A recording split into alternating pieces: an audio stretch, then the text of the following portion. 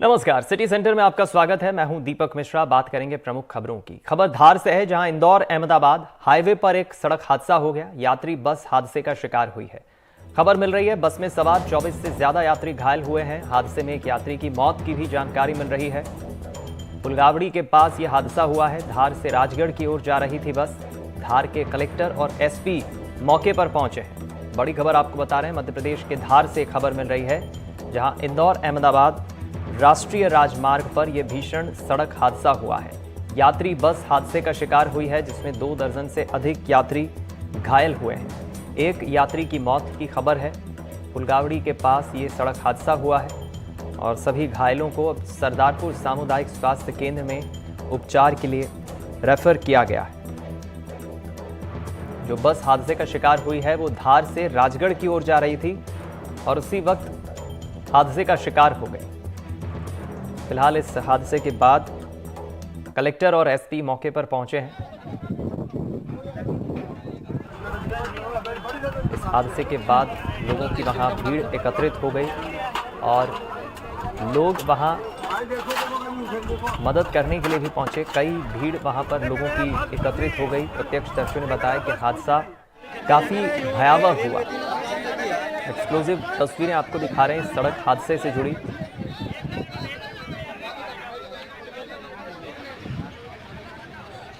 तो तस्वीरें देखिए आप, इंदौर अहमदाबाद हाईवे पर दरअसल राजमार्ग पर यह हादसा हुआ और इन तस्वीरों को देखकर आप अंदाज़ा लगा सकते हैं कि कितना भयावह ये सड़क हादसा हुआ है, क्योंकि बस पलट गई है और लोगों को बचाने के लिए वहां पर तुरंत लोग पहुंचे।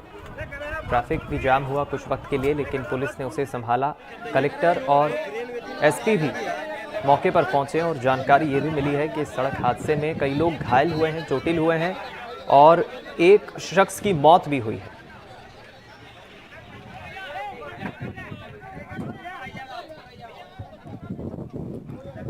ये तस्वीरों में देखिए आप, बस किस तरह से नजर आ रही है जो पलट गई है और बस में करीब 24 से अधिक यात्री सवार थे और उनमें से एक शख्स की, एक यात्री की मौत हुई है। धार के फुलगावड़ी के पास यह हादसा हुआ है। कलेक्टर और एसपी भी मौके पर पहुंचे, प्रशासन की टीम पहुंची, पुलिस का दल भी पहुंचा और सभी घायलों को तुरंत एम्बुलेंस की मदद से सरदारपुर सामुदायिक स्वास्थ्य केंद्र में एडमिट कराया गया।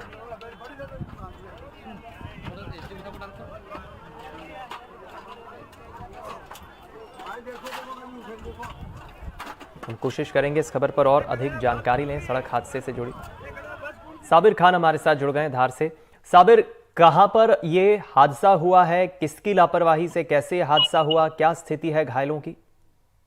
बिल्कुल दीपक, मैं आपको बता दूं कि जो धार से जो बस जा रही थी वो कुक्षी की ओर जा रही थी। सरदारपुर के पास में एक गांव है फुलगावड़ी, जहां पर ये बस जो है अनियंत्रित होकर के पलटी है। इसमें लगभग 30 यात्री घायल हुए हैं। 4 गंभीर घायल जो यात्री थे उन्हें प्राथमिक उपचार के बाद सरदारपुर से धार के लिए रेफर कर दिया गया। वहीं इनमें से एक यात्री की जो है घटना स्थल पर ही दर्दनाक मौत हो गई है। दीपक जी, क्या बताया जा रहा है, ये जो बस जा रही थी, बताया ये जा रहा है धार से आगे की तरफ जा रही थी, राजगढ़ की तरफ, अहमदाबाद रोड पर। प्रत्यक्षदर्शियों का ये भी कहना है कि काफी भयावह यह हादसा था। क्या अभी पुलिस या प्रत्यक्षदर्शियों की तरफ से कोई बयान आया इस पर? बिल्कुल, मैं आपको बता दूं कि ये इंदौर अहमदाबाद मार्ग है। इंदौर अहमदाबाद मार्ग पर जो है धार से कुक्षी की ओर ये बस जा रही थी। इसमें जो ये यात्री थे ये सफर कर रहे थे। ये जो जानकारी के मुताबिक ये पता लगा है कि ये बस जो है काफी तेज गति से जा रही थी। इस बीच फुलगावड़ी पे ये अनियंत्रित होकर के पलटी है और पलटने से ये हादसा हुआ है। हादसे की जानकारी मिलते ही जो है कलेक्टर है प्रियंक मिश्रा है, पुलिस अधीक्षक जो है मनोज कुमार सिंह है, ये मौके पे पहुंचे थे और वहां से जो है एम्बुलेंस के जरिए जो है सभी यात्रियों को जो है उपचार के लिए सरदार हॉस्पिटल के लिए रवाना किया है। और वहीं जो है इस मामले में पुलिस और जांच कर रही है, पता करने की कोशिश कर रही है कि हादसे के पीछे क्या कारण है। चलिए, बहुत शुक्रिया आपका साबिर, जानकारी पहुंचाने के लिए, इस खबर पर हमारे साथ जुड़ने के लिए। तो फिलहाल ये सड़क हादसा हुआ है जहां पर सभी घायलों को अस्पताल पहुंचाया गया है। रुक करते हैं कुछ और खबरों का। जशपुर से खबर है, जहां पेड़ से एक बेकाबू बाइक टकरा गई। हादसे में 2 लोगों की मौके पर ही दर्दनाक मौत हो गई। दोकड़ा चौकी के सुरजी बहार की यह घटना है। मौके पर पुलिस की टीम पहुंची है, जो आगे की कार्रवाई में जुटी है। बड़ी खबर आपको बता रहे हैं, एक बाइक जो पेड़ से टकरा गई और पेड़ से टकराने से बताया जा रहा है वहां पर 2 लोगों की मौके पर ही मौत हो गई। यहां वही पुलिस की टीम ने पहुंचकर, लोगों ने पहुंचकर स्थिति को देखा, जाना।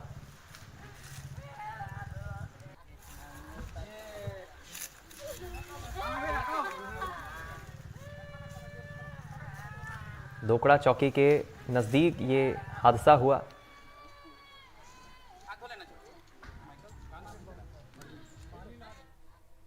शिवपुरी से खबर है, जहां एक सड़क हादसा हुआ। शिवपुरी में ट्रक और एक ऑटो की जोरदार टक्कर हो गई। इस हादसे में एक शख्स की मौत हो गई। 12 से ज्यादा लोग इसमें घायल हुए हैं। उगावली तिराहे पर यह हादसा हुआ है। बड़ी खबर आपको बता दें, सड़क हादसा हुआ है जिसमें 12 से अधिक लोग घायल हुए हैं। मुगावली तिराहे पर यह हादसा हुआ। एक ट्रक और ऑटो के बीच ये टक्कर हुई, जिससे हादसा हुआ।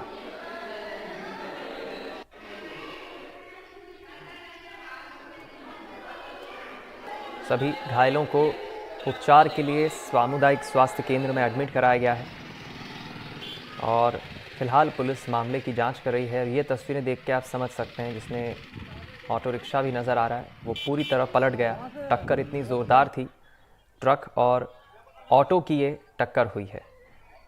12 से अधिक लोग घायल हुए हैं।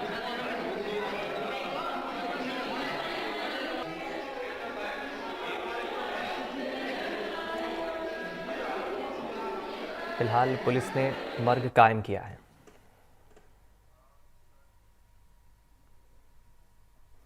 बढ़ते हैं अगली खबर की ओर। छतरपुर में रफ्तार का कहर दिखा है। बोलेरो और बाइक में जोरदार टक्कर हो गई। टक्कर के बाद बाइक में आग लग गई। आग लगी है, बताया जा रहा है। हादसे में एक शख्स की मौत हुई है, 4 लोग इसमें घायल हुए हैं। पुलिस ने सभी को अस्पताल में भर्ती कराया है। बड़ी खबर मुरैना, आपको बता दें, हादसे में 4 लोगों की मौत हुई है। पुलिस ने सभी को अस्पताल में उपचार के लिए भर्ती कराया है। टक्कर के बाद बाइक में आग लग गई। बोलेरो और बाइक में जोरदार टक्कर हुई है।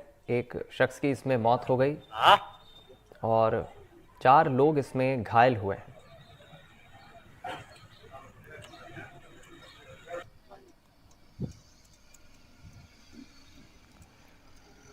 हम रुक करेंगे अरविंद तिवारी का। संवाददाता हमारे साथ जुड़ गए फोन लाइन पर ज्यादा जानकारी के साथ। अरविंद, क्या जानकारी इस सड़क हादसे से जुड़ी?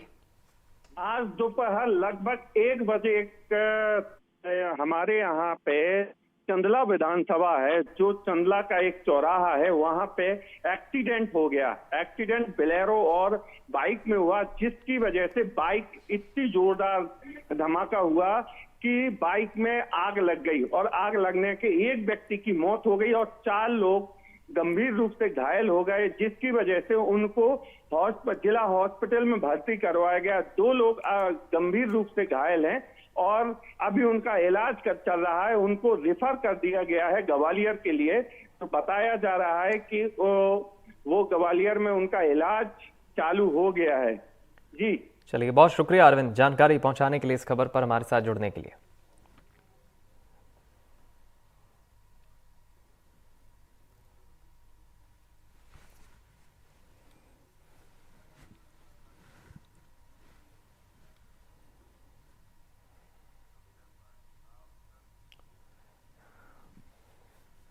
मुरैना शिवपुर लोकसभा क्षेत्र से कांग्रेस प्रत्याशी सत्यपाल सिंह सिकरवार के भाई पर जानलेवा हमला हुआ है, जिसके बाद सत्यपाल सिंह सिकरवार ने वीडियो जारी कर शांति की अपील की है। घटना जिले के अंबाह थाना क्षेत्र के अंतर्गत रुअर गांव की है। बताया जा रहा है, सुबह कांग्रेस प्रत्याशी के भाई जौरा जनपद पंचायत सदस्य नरेंद्र सिंह सिकरवार रुअर गांव में पहुंचे थे। कांग्रेस प्रत्याशी सत्यपाल ने कहा, कई राउंड फायर किए गए। उन्होंने वीडियो जारी कर कहा कि मेरे परिवार के लोग घर घर जाकर शांति के साथ प्रचार कर रहे हैं, चुनाव में शांति बनाए रखने के लिए सहयोग करें। साथ ही उन्होंने बीजेपी पर बौखलाहट का आरोप लगाया, जबकि पुलिस ने 2 लोगों के बीच आपसी रंजिश का मामला बताया है।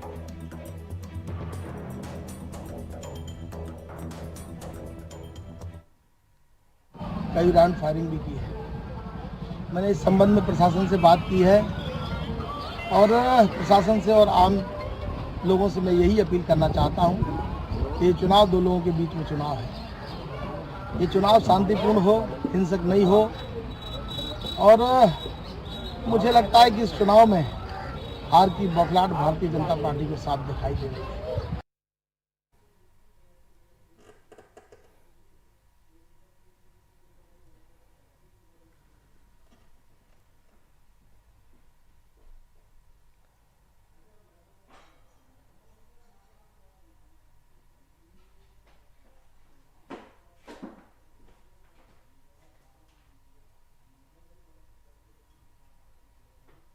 प्रचार के दौरान एक हमारे सरपंच हैं साथ में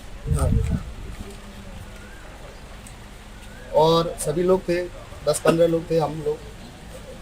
तो प्रचार में सोनू तोमर, सन ऑफ बसंत सिंह तोमर, प्रचार 2-4 लड़कों को लेके आया, 4 लड़के थे उसके साथ में। वो आके सीधे हम पे गोलीबारी करने लगा। इसमें मेरे सरपंच साहब बाल बचे, 4 राउंड फायर की उसने, मेरे में भी गोली लगते लगते बची है। भैया ने ऐसे तैसे गिर के हम लोगों ने जान बचा पाई। ये जो दोनों पक्ष हैं, एक गुड्डू तोमर हैं और एक सोनू तोमर है। सोनू तोमर के द्वारा गुड्डू तोमर के ऊपर फायर किया गया है। 3-4 उसमें फायर की सूचना आई है। हालांकि ये हवाई फायर है। इसमें मूल रूप से ये गुड्डू तोमर और सोनू तोमर के बीच पुराना विवाद है और वर्ष 2015 में से इनका विवाद चल रहा है पंचायत चुनाव को लेकर के। इनमें गुड्डू के किसी के एक पिता और एक इनमें से जो आरोपी है ये चुनाव आपस में लड़े थे, उसको लेकर के रंजिश थी। उसके बाद 2021 में भी इनके बीच में झगड़ा हुआ था, उसमें भी सोनू तोमर के द्वारा इनके ऊपर फायर किया गया था। तो ऐसा लगता है कि इनके बीच में पूर्व की दुश्मनी है और उसी को लेकर के ये घटना हुई है। इसका चुनाव से कोई संबंध है कि नहीं, ये जांच का विषय है।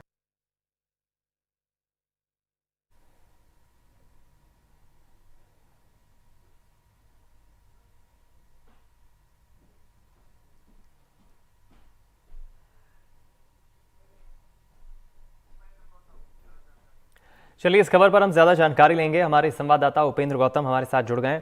उपेंद्र, जिस तरह से कांग्रेस प्रत्याशी के भाई पर हमला हुआ है, सत्यपाल सिंह सिकरवार इस मामले में बयान भी दे रहे हैं, उन्होंने मीडिया से बयान भी दिया है। क्या पता चल पाया है कि कोई आपसी रंजिश के तहत या चुनाव नजदीक है, कोई राजनीतिक साजिश के तहत किसने हमला किया है? क्या है पूरा अपडेट? पुलिस का क्या कहना है? जैसे कि सतपाल सिंह सिकरवार का जो आरोप है वो वहाँ के जो लोकल एक शातिर बदमाश है गांव का, उस पर ये आरोप लगाया गया है सोनू तोमर पर कि उसने फायरिंग की गई है और उसके विरुद्ध पुलिस द्वारा हत्या के प्रयास का मामला भी दर्ज किए जाने की कार्रवाई की जा रही है। ये अंबा थाना क्षेत्र के रुअर गांव का पूरा मामला है। हालांकि पुलिस का कहना यह है कि जो बदमाश ने फायरिंग की है वो उसके गांव के ही एक प्रतिद्वंदी हैं। पंचायत चुनाव से जो विवाद चला आ रहा है उसको लेकर जो पूर्व सरपंच है गुड्डू तोमर, उसको देखकर उस पर फायरिंग की है। और लेकिन जो प्रत्याशी के भाई हैं वो वहां प्रचार करने गए थे और गुड्डू तोमर उनके साथ थे। इस वजह ये हमला चुनावी रंजिश को लेकर माना जा रहा है और चुनाव को प्रभावित करने वाला माना जा रहा है। ये सत्यपाल सिंह सिकरवार का आरोप है। और वहीं सत्यपाल सिंह सिकरवार ने अपने लोगों से अपील की है कि चुनाव शांति के साथ लड़ा जाना है और शांति के साथ इस चुनाव प्रचार प्रसार को करना है। लेकिन मैं आपको बता दूं, आरोपी की पुलिस तलाश कर रही है। अभी तक आरोपी पकड़ा नहीं गया है और आरोपी पर मामला दर्ज होने की कार्रवाई की जा रही है। जी चलिए, बहुत शुक्रिया जानकारी पहुंचाने के लिए, इस खबर पर जुड़ने के लिए।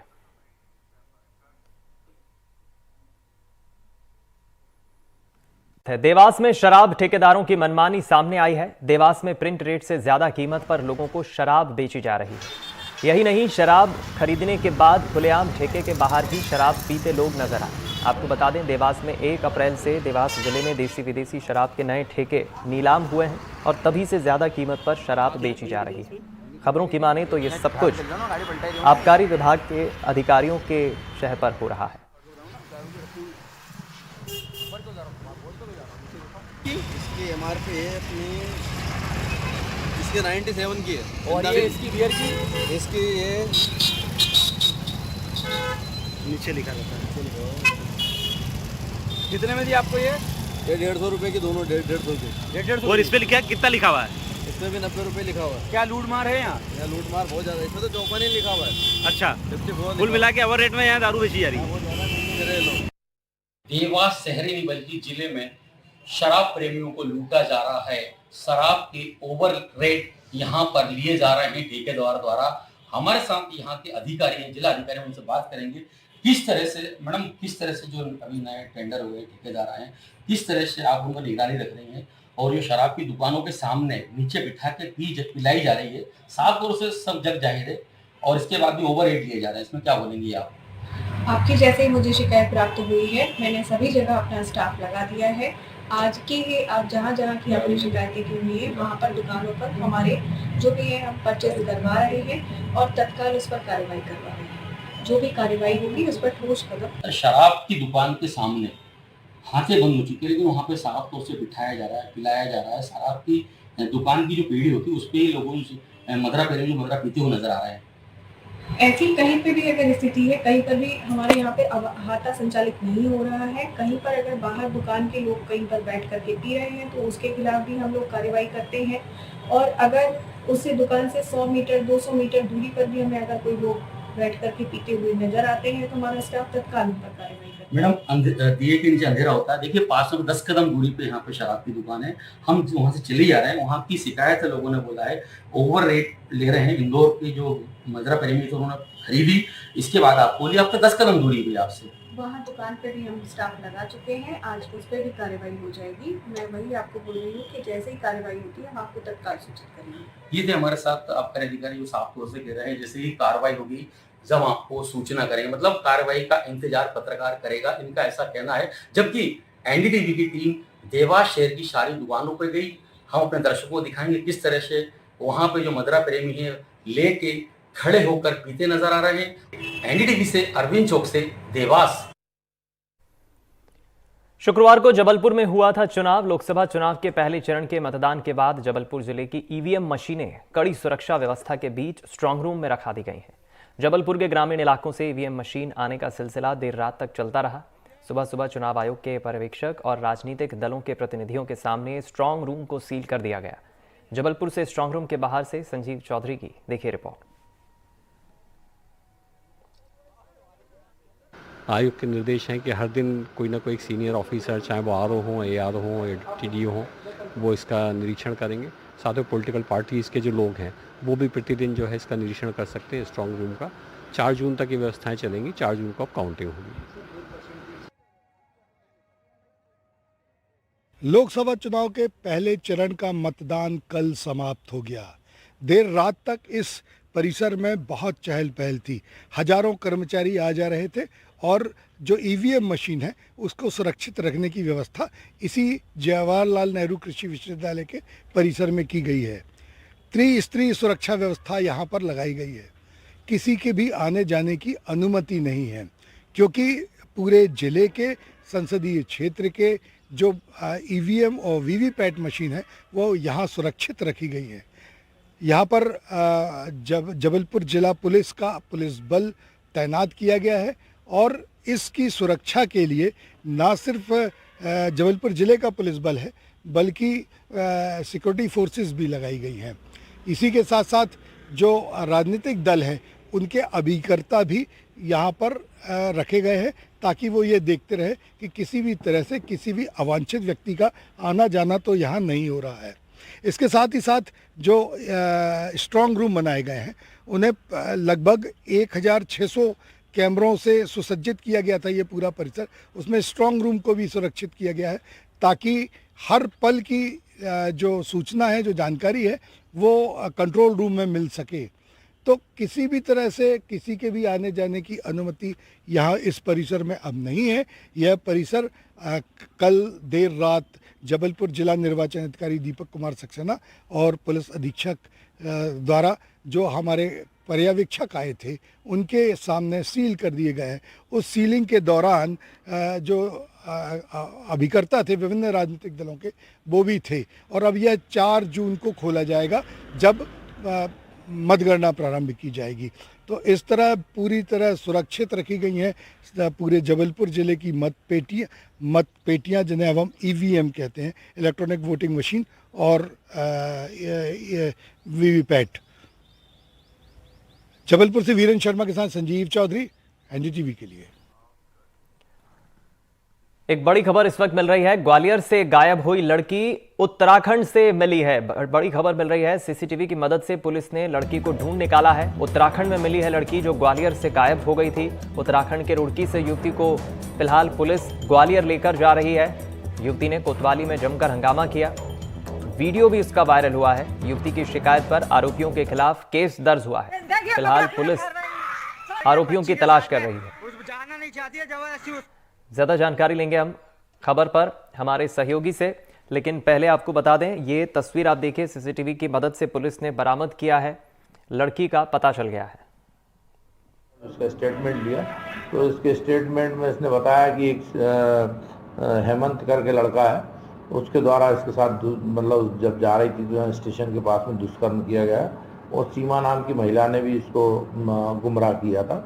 तो इस प्रकार से इन आरोपी हैं जो जिसके विरुद्ध इसने बताया दुष्कर्म के संबंध में, उनके विरुद्ध धारा 376 और पास्को एक्ट का अपराध पंजीबद्ध कर विवेचना की जा रही है और बच्ची को वन स्टॉप सेंटर पर भेजा गया।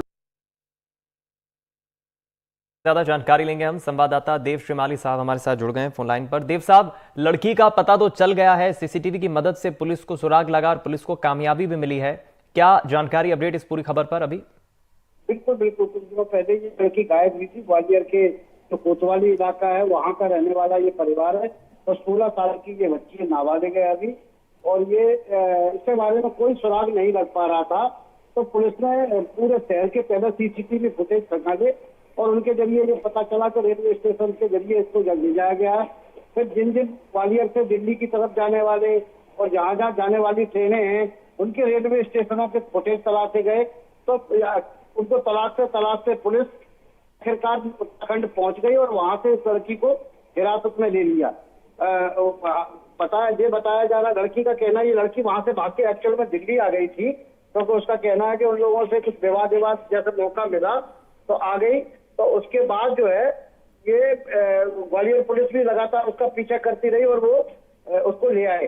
जब ग्वालियर लेके पहुंचे हैं तो कोतवाली में लड़की ने काफी हंगामा किया क्योंकि उसके परिवार के लोग भी पहुंच गए थे। मेडिकल कराने को लेके, वन स्टॉप सेंटर में रखने को लेके भी काफी हंगामा हुआ। परिवार के लोग चाहते थे कि उनको दे दिया है, जबकि जो महिला एवं बाल विकास विभाग की कमेटी होती है उसने उसको कमेटी ने इसको वन स्टॉप सेंटर में भेजने का निर्णय लिया। तो जब लेके जाना की बात आई तो वहाँ लड़की ने काफी हंगामा किया। हालांकि बाद में उसको भेज दिया गया है। पुलिस की 2 टीमें उन लड़कों को पकड़ने में के लिए लगी हुई हैं जिनके बारे में संदेह है कि इसको लेके गए थे और उसमें उन लोगों ने जगह जगह ले जाके इनका रेप किया भी और इनके साथ गलत काम करवाया भी। जी दीपक। चलिए, बहुत शुक्रिया विस्तार पूर्वक जानकारी साझा करने के लिए देव साहब, हमारे साथ जुड़ने के लिए। इस बुलेटिन में इतना ही। दीजिए इजाजत। नमस्कार।